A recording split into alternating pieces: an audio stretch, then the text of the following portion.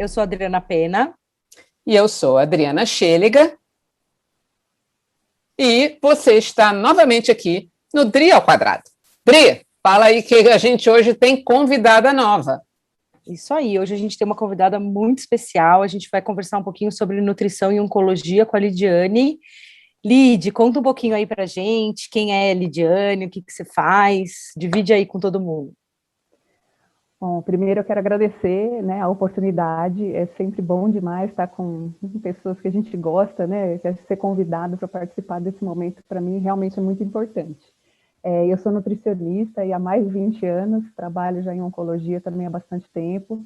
Eu trabalho atualmente numa instituição pública, na Universidade Federal de São Paulo, né, aqui em São Paulo, e atendendo basicamente pacientes do SUS. Também trabalho com residência, né, da área multi, enfim, a gente faz de tudo um pouquinho. Mas a principal atuação é nutrição e oncologia, né, Lídia? Só isso, né? Exatamente. Tudo dentro da oncologia, tanto a residência dentro da oncologia, né, eu sou coordenadora da residência aqui na Unifesp, tudo dentro da área de oncologia. Então, completamente focada para isso. A gente desenvolve um trabalho bem grande para os nossos pacientes, que é o desafio maior, é o paciente oncológico e ainda carente, né? Tem pouco poder aquisitivo, então para nós é um malabarismo sensacional. E eu amo.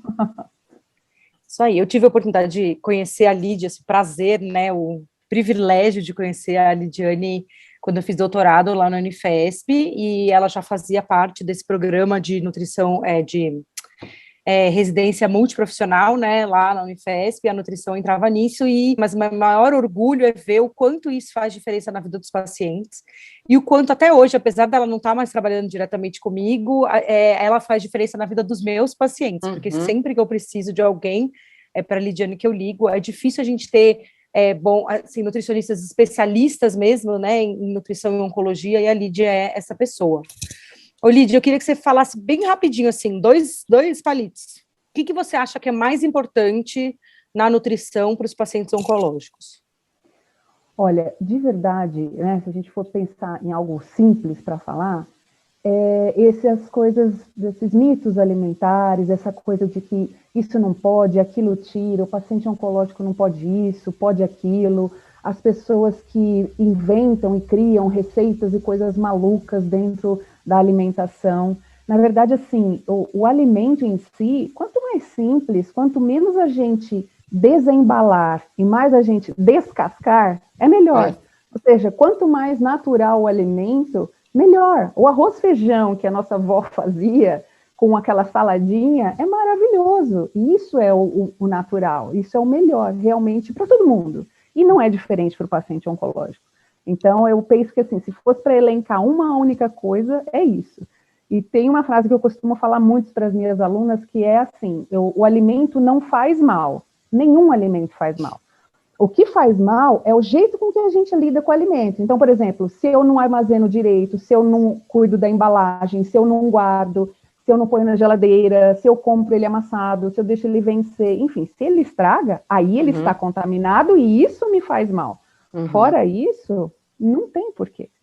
Então, aí você está falando de uma coisa que é muito importante, que é bom porque a gente está mais ou menos alinhada no mesmo pensamento, que é a chamada comida de verdade, não é? Sim. Você falou uma coisa que é importante sobre descascar mais e desembalar menos, mostrando como é simples você poder ter um alimento de forma adequada, deixar de proibir tanta coisa, porque a gente sabe até que o próprio paciente acaba tendo uma certa aversão a determinados alimentos, mas o mais importante, que eu acho, que não é só a gente pensar no paciente com câncer da nutrição, mas o familiar como um todo que está contribuindo ou não com aquele paciente, né? Então, por exemplo, é muito engraçado que a gente comentou um outro dia sobre a questão da náusea e do vômito, que a gente sabe que isso faz parte de eventos adversos no tratamento do paciente com câncer, mas que, ao mesmo tempo, o paciente, às vezes, ele não quer se alimentar. Então, a gente tem que entender o doente de uma forma individual, né? A gente tem alguns conceitos, mas cada paciente é um paciente. Mas eu gostei muito que você falou isso, porque eu sempre digo, de um modo geral, com meus doentes, olha, vitamina está lá à porta da sua casa, na feira, ali embaixo. Entendeu? Você tem condições de comprar as vitaminas melhores que tem no mercado, não é isso? Sim, é verdade. E assim, a gente às vezes fica pensando em algo assim muito diferente, sabe? Muito, ai, moderno. Não, é o mais simples, é o mais comum, que de verdade é o melhor. Realmente, isso é um fato, né? E outra, a alimentação não é simplesmente, sei lá, fórmulas químicas e tudo mais. Não, a alimentação é um gesto de amor, de compartilhar, de prazer. Então, tudo que a gente faz tem comida. Se é festa, tem comida. Ah, a gente vai se reunir, vai comer. Até em velório tem comida. Então não tem aonde falta. Então, o cafezinho e o biscoitinho vai ter. Todo mundo tem. No interior, então, fazem até às vezes festas, né? Faz comida. Eu brinco com a minha dentista, né? Que eu vou nela e tem bolacha para comer depois. Não é? Limpeza, tem bolacha de chocolate. Fala para ela, escuta, mas tem dentista, não é chocolate, mas todo lugar tem comida mesmo. É estratégia, porque já suja. Então, a comida está sempre envolvida. Eu acho que uma das coisas que a gente mais sentiu falta agora nessa questão da pandemia e tudo mais é da reunião, né? Sim. Reunir, fazer festa. Ah, eu fiz 50 anos, não posso fazer festa. Ah, meu bodas de prata, não posso fazer festa. Eu não sei o que, 15 anos, eu não posso. Então, assim, é a reunião que traz o alimento. E aí você comentou, né, Dri, da questão do familiar, né? A gente percebe como o familiar fica aflito, porque eles fazem de tudo. O familiar, e principalmente o mais próximo ao paciente, ele vira de ponta cabeça. Ele faz isso, faz aquilo, compra uma coisa, compra outra. E uma queixa muito comum deles, ele fala assim, ai, mas ele não come mais o que eu faço, ele não gosta mais do que eu faço. E isso é tão complicado. Ou então não come, né? A queixa sempre sai, não come nada. Daí eu sempre falo, calma, não come nada, ou come menos do que estava comendo antes, né? E às vezes o paciente fala assim, a comida dela não é boa mais, ficou ruim. E não é o paladar dele que está alterado. Ele não consegue comer porque não desce. Então, assim, a medicação da quimioterapia, tem milhares de tipos de remédios, mas muitos pacientes fazem combinações de tratamento. Na hemato, por exemplo, faz 4, 5, 6 comprimidos de uma vez, fora os profiláticos, fora os das comorbidades e fora os sintomáticos. Então, assim, é um kit completo de farmácia que o paciente está ali, né, sujeito a tudo que pode ser de efeito colateral. Então, náusea, imagina comer nauseado, se você está nauseado um pouquinho, daqui a pouco passa, ok, mas você está nauseado hoje, amanhã, depois, uma semana, não tem como você comer com prazer. Né? Você morde uma maçã e tem a impressão que você está mordendo um jiló, porque aquilo está amargo. Não tem como você ter gosto de comer. Então, assim, o nosso trabalho lá na nutrição é justamente esse acolhimento, tanto do paciente, de que ele entenda que não é que ele não quer, né? E às vezes, muitas vezes até para o médico, porque às vezes o médico fala assim, eu já vi muitos falando, por exemplo, olha, se você não comer, ela vai passar uma sonda em você. E aí, isso acaba com o nosso trabalho, porque a sonda não é um castigo. A sonda é uma forma de se alimentar e quando ela é necessária, ainda bem que existe a sonda. Mas aí coloca no paciente, às vezes, uma carga de culpa, como se ele não quisesse. Então, a gente faz sempre um trabalho nesse sentido, né? De mostrar para todo mundo que não. Então, tanto para o paciente que ele entenda que aquilo realmente é daquele momento, é do tratamento, isso é normal, e que tende a melhorar, né? Em algumas situações, obviamente, um paciente... com uma doença mais avançada, a gente usa outro tipo de expressão, mas a gente diz que realmente é compreensível que aquilo está acontecendo, mas ao mesmo tempo a gente acolhe o familiar, diz, não é você que está errado, a gente sabe que você faz de tudo, você está certo, que bom que ele tem em você, sabe? Então a gente procura dar essa força, porque a família adoece junto. Claro. Né? Então é muito difícil, é um momento que é uma situação complexa. Imagina quando é criança, então. Nossa. Quando é criança é uma loucura. Aí a criança não come nada, porque o adulto fala, tá bom, vai, eu tenho que comer, eu vou comer, pronto. E a criança? Não quero e pronto, e acabou. E às vezes passa o dia inteiro sem comer nada. Então, assim, é um processo muito complexo, né? Não é simples. E é muito individual, né? Como vocês falaram, não tem uma fórmula pronta, né, para todo mundo. Ontem mesmo atendi uma paciente que está muito nauseada por causa de um tratamento, é um tratamento oral, mas está nauseada, está super difícil de controlar, e ela fala que nada adianta, nada melhora, e ela e o pai, né, ela é jovem, tem 20 e poucos anos. E aí eu até falei para ela assim, olha, falei para ele, né, presta atenção no que você cozinhar para você também, Porque essa coisa da náusea, muitas vezes, assim, o cheiro que fica da comida na casa, mesmo que ela não vá comer, já faz toda a diferença. Aí ele virou para mim e falou assim, eu só como o que ela come.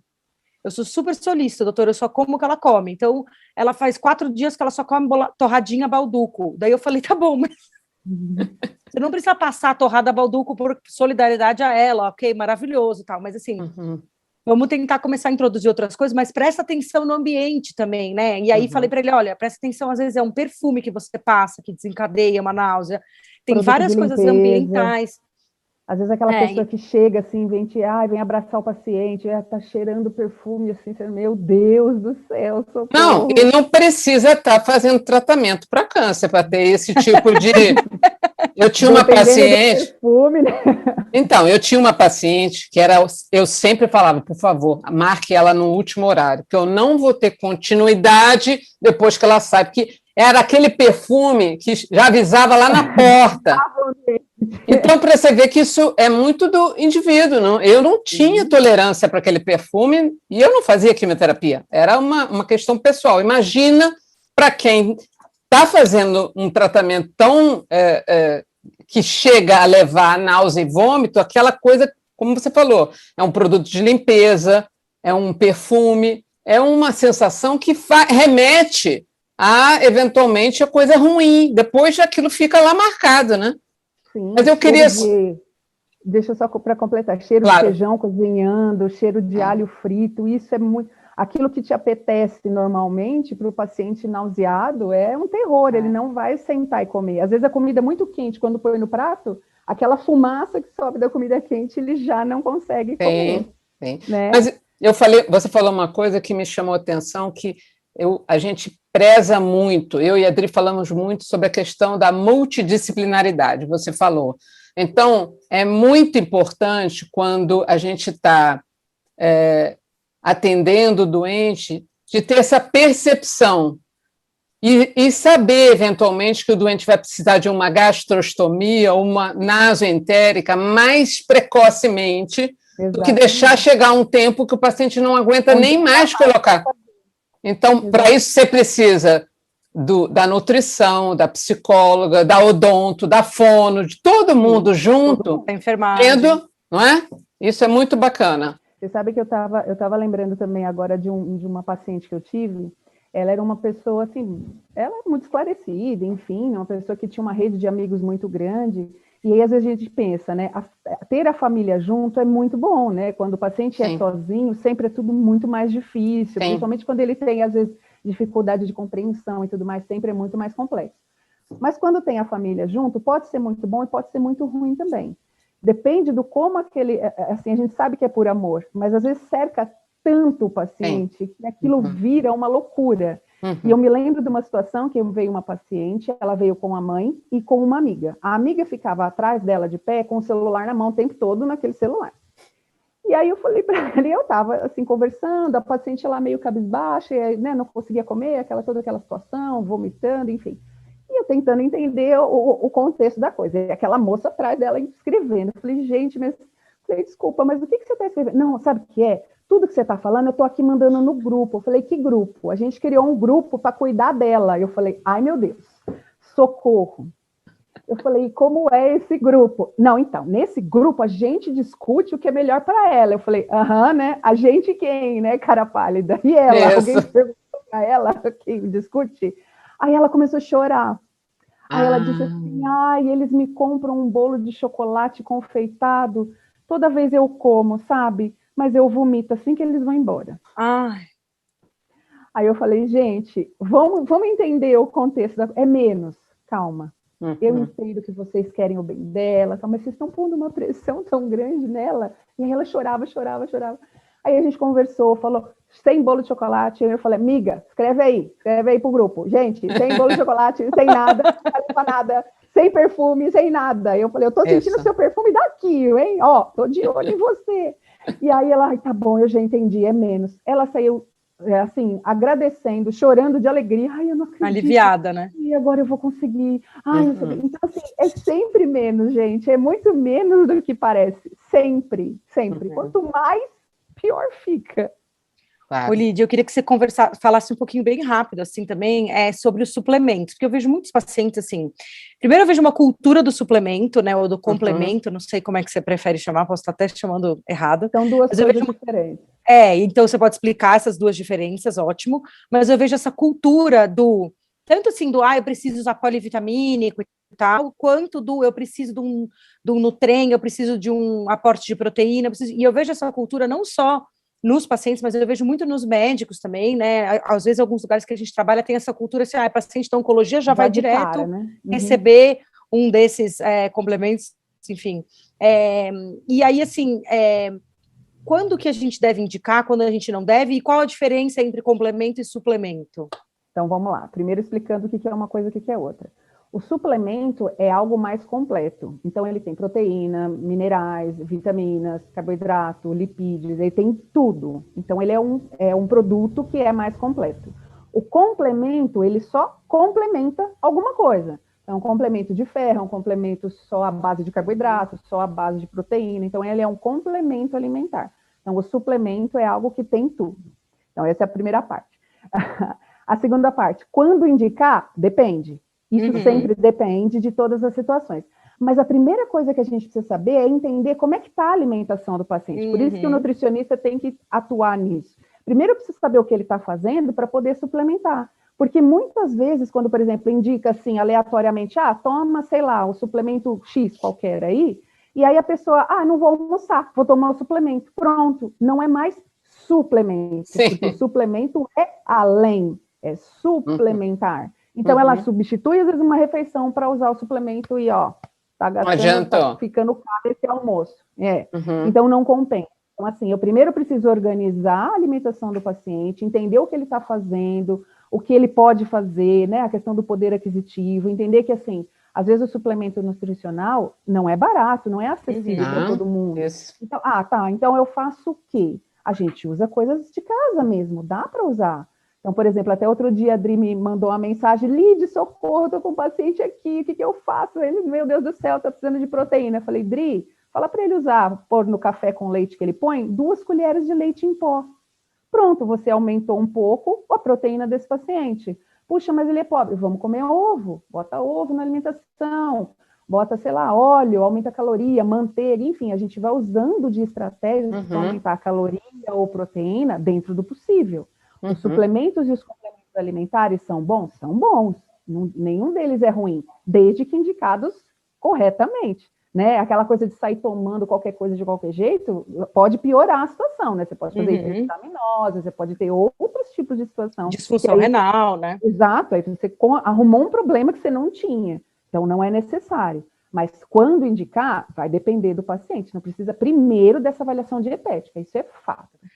E aí uma coisa que eu acho que é importante dizer, assim, não use o complemento ou o suplemento do seu amigo, do seu vizinho, do seu parceiro de químio, né, daquele cara que senta do seu lado de químio, daquela pessoa que te disse, nossa, mas o meu vizinho está indo super bem com o XYZ. Exato. Pode ser que esse produto sirva para você, mas pode ser que não sirva. Então, assim, não é porque a outra pessoa, o fulano tem a mesma doença que eu, está tomando a mesma medicação que eu, e a gente tem mais ou menos a mesma idade. Pode não ser a mesma coisa. Né? Eu acho que o desafio na oncologia é isso. As pessoas falam, a cura do câncer, eu não sei o quê. Imagina, o câncer já são milhões de doenças diferentes, né? Que se comportam de formas completamente diferentes, com todas as suas mutações, dentro de um indivíduo que não é igual, nem um irmão é igual ao outro. Né? Então, assim, imagina dentro do nível, sabe, do mundo inteiro, da pessoa que mora aqui, da pessoa que mora na Bahia, da pessoa que mora na Índia, da pessoa que mora na China, é tudo diferente. A comida é diferente, a terra que se planta a comida é diferente, a batata não tem a mesma composição nutricional aqui em São Paulo, do que lá em Manaus, do que, sei lá, na China, não tem. Então, assim, partindo daí, a gente percebe o quanto a variabilidade de possibilidades é infinita. Por isso que precisa realmente sentar e conversar com o paciente. Eu preciso ouvir ele e entender, para eu poder atuar com ele da melhor forma possível para ele. E a gente faz isso no SUS. Não é porque é SUS que o paciente não é. Ele é respeitado, ele é atendido e ele é orientado individualmente. Nós temos alguns folhetos que nós utilizamos, mas os folhetos a gente entrega para o paciente, obviamente, que tenha condição de lei, etc., mas é para complementar. sabe? Tudo aquilo que foi orientado, foi explicado, ele leva para casa, porque assim, quando ele passa em consulta, ele tem o remédio para tomar não sei que hora, tem o curativo para fazer não sei o quê, tem que ir não sei aonde marcar consulta, tem que ir não sei aonde marcar exame, ele tem muita coisa. E quando a gente orienta, ele chega em casa e tem alguma coisa anotada, ele consegue relembrar, aquilo fica mais fácil. Mas não é assim, sabe, distribuindo papel, isso jamais. Receita de bolo, né? Não, tudo pronto, não tem, isso não tem. Se você for num lugar onde a pessoa tira da gaveta, essa dieta é para você, já sai correndo 3 dias, porque não tem para você, não tem. Eu queria que você falasse sobre um assunto que a gente até comentou anteriormente, que é um mito muito explorado na mídia, o uso do açúcar, o açúcar de todas as formas, e a progressão do câncer, não é isso? A evolução, seja para pior, ou extrair totalmente o açúcar da dieta. Isso são alguns mitos que a gente ouve com muita frequência. Explica, assim, de uma forma que a gente pudesse entender qual a importância disso, ou não. Eu digo para vocês assim, então, se o açúcar provocasse ou aumentasse o câncer, então nenhum diabético teria câncer. Exato, eu sempre falo isso. Porque se eles não consomem açúcar, né, tem diabetes 1 começa na infância, às vezes. Então, né, a diabetes 2 às vezes mais adulto, mas na infância, claro. Então, esse indivíduo teria, né? Então, uma criança, um bebê, tem bebês que nascem, da onde veio o açúcar, enfim, tem situações que você não tem explicação. Então, não é verdade, porque o câncer, ele cresce independente da presença ou não da glicose. Ele se vira, ele tira do corpo o que ele precisa. Ele vai lá, ele usa as veias, as artérias, enfim, a ramificação que ele inventa lá e sai roubando de você o que ele precisar. E ele faz sozinho também a glicose dele, por uma via lá, que ele não importa aqui, né? Mas ele se vira. É como se fosse um parasita. Eu me viro aqui, você que lute, paciente. Eu vou crescer livre, leve e solto, independente se você comer, se você não comer, se comer doce, não comer doce, não vai. E o açúcar é cultural do brasileiro. Óbvio que ninguém precisa exagerar no consumo, mas isso ninguém, né? Mas assim, se é uma fonte calórica, o paciente gosta, consegue comer, por que não? Claro. A gente só restringe o açúcar realmente quando há necessidade. Então, por exemplo, na hematologia, usa-se muito corticoide em tratamento. Às vezes a glicemia sobe demais. Se subir demais a glicemia, não consegue nem fazer um PET scan. Então, exato. Tem que cuidar. Bem lembrado, bem lembrado. Então a gente tem que cuidar disso. Então, mas é um controle, às vezes é necessário usar até insulina, então fazer o que necessita. Mas é aquela situação, né, daquele fulano, daquele momento, daquela pessoa. Não é uma regra. Então, assim, junto com o açúcar tem, sei lá, carne vermelha, o chá da folha de graviola, o noni. De coisa, noni. Não, olha, só para fazer uma brincadeira, uma vez um paciente perguntou para mim se ele podia tomar chá, era alguma coisa com cogumelo do sol. Cogumelo do sol. Falei, gente, cogumelo do sol é uma coisa que é uma coisa errada, porque o cogumelo ele vive na sombra. Como é que pode? O cogumelo que é do sol já errou. Já errou. Que cogumelo é esse, né? Mas então, eu assim, acho no fundo, é essa questão, né? Às vezes, eu sempre falo, né? O quanto, às vezes, o charlatanismo ganha, né? Porque sempre alguém ganha com alguma situação, né? Às vezes alguém está perdendo, alguém está sempre ganhando. E quando a gente fala de câncer, já existe um mito, né? Já existe uma coisa por atrás da palavra. Então, eu tenho câncer, então a pessoa já acha que morreu. Alguém vai falar para ela, olha, querida, se você tomar isso aqui, você vai se curar. A pessoa vai tomar. Porque ela está desesperada. É uma situação, né, que predispõe a esse tipo de conversa, eu acho, sabe? E aí eu acho que isso é uma coisa que a gente tem que tomar muito cuidado, porque ainda mais nessa parte nutricional, né? Até as meninas, a Lidiane eles têm um Instagram lá, que é da residência de nutrição da Unifesp, que chama Nutrição Oncologia, né? Não, como é que é? Isso. Nutrição Oncologia. E tem um post muito legal lá que é justamente sobre o uso de ervas e coisas naturais. Toda semana a gente coloca algum assunto da oncologia, justamente para orientar. Então, assim, a linguagem sempre, uma linguagem simples, acessível. Ali, tudo que a gente está colocando ali é real. Você pode procurar lá, que está tudo bonitinho, certo. Então, assim, ninguém está lá a fim de inventar a história para você, para dizer que isso vai fazer milagre. Não vai. Queria eu que tivesse um alimento que curasse o câncer. Sim, Nossa, isso. que maravilhoso que fosse. Não precisava se encher de tanto remédio. Claro. Não tem. Mas Não aí tem. a gente tem que lembrar o seguinte, que tudo que chegou, a pessoa chegou a ter câncer, aí a gente está falando câncer de um modo geral, tem muita coisa que ela poderia ter evitado para chegar ali. É claro que a gente sabe, tabagismo, obesidade, sedentarismo, tudo isso a gente sabe, álcool em excesso. Álcool, os excessos, né, na verdade. Tudo a gente sabe, mas não tem como eu afirmar para cada um qual foi o motivo pelo qual você teve câncer. Então, já que você tem que, agora, na conscientização da sua doença, seguir com as orientações dos profissionais. Porque a gente tem muitos amigos querendo ajudar, mas às vezes atrapalham, não é? Exato. Aí, além, junto com eles, os blogueiros, né? Aquelas Sim. coisas milagrosas que as pessoas Para o prometem. glúten, nunca mais come lactose, Gente, vai tomar não sei o isso. quê. Para, deixa o glúten. Pão, nossa, amo um pãozinho. Dieta proteica. Pãozinho. Não inventa moda. Quanto menos inventar, melhor. Não tem que inventar. Isso Então, a frase é descascar mais, desembalar menos. Adorei essa frase. Exatamente. E dependendo, até come a casca, que é maravilhoso. Isso! Nem descasca, come tudo. Né? Só a do abacaxi pode Isso, eu ia falar do abacaxi, é mais complicado. Banana, melão, né? Melancia, não dá. Mas os outros, maçã, goiaba, manda ver. Sabe que outro dia eu lembrei que veio um paciente falando que tinham proibido ela de comer morango, porque a bolinha que tem fora do morango, a sementinha, aumentava o câncer. Oi, como é? Mas a gente não sabe de onde surgem essas coisas. E é um exercício nosso da nutrição, eu sempre oriento isso também as meninas, procurem, pesquisem, entrem no Google e olhem, porque o paciente vai trazer aquela informação para a gente. Então, a gente vai saber antes, entendeu? Já vamos entender antes. Tem um monte de coisa rodando por aí, vocês nem imaginam.